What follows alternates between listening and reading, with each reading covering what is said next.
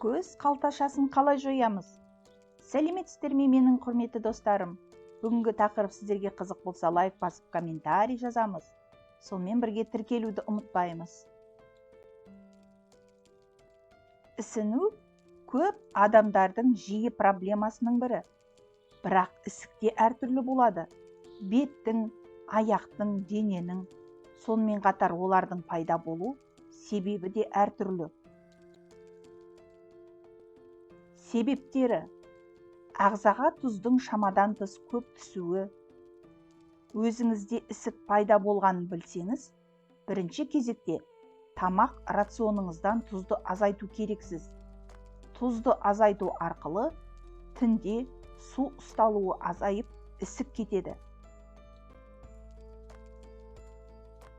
Ағзаның сусыздануы мүмкін, сізді суды өте аз мөлшерде ішетін шығарсыз.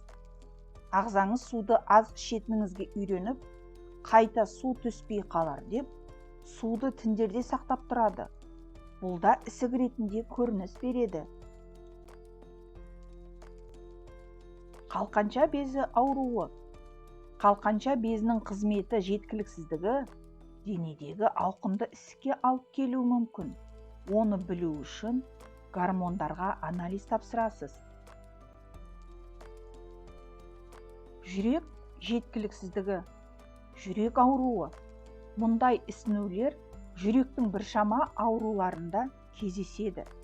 Көбінесе ісік кешкі уақытта, аяқта пайда болады.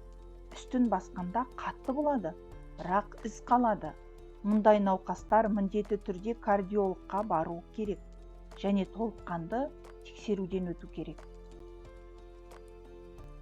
Бүйрек аурулары, бүйрек жеткіліксіздігі бұл ісіктің ерекшелігі. Таңғы уақытта бетте пайда болады. Ол бүйрек ауруларында кездеседі. Мұндай ісікте нефролог маманға қаралып, толық анализдер тапсырасыз. Созылмалы венозды жеткіліксіздік, яғни варикоз ауруы. Ісіну кешке қарай аяқта пайда болады. Айқын варикозды кеңеюлер көзге көрініп тұрады. Қан тамыр хирургына қараласыз. Венотоник компрессионды шұлықтар кию арқылы емделесіз. Ауыр жағдайда ота арқылы болады.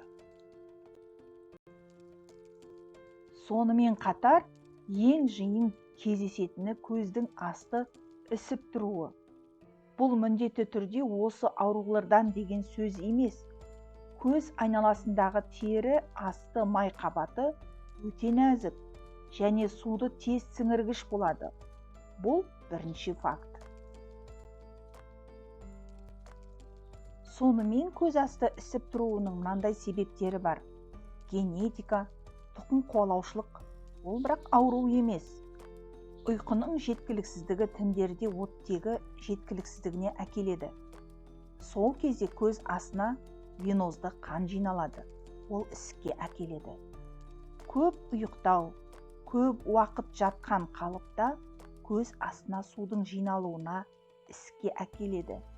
Көз айналасына күтімнің дұрыс жасалмауынан. Үйде жою әдістері.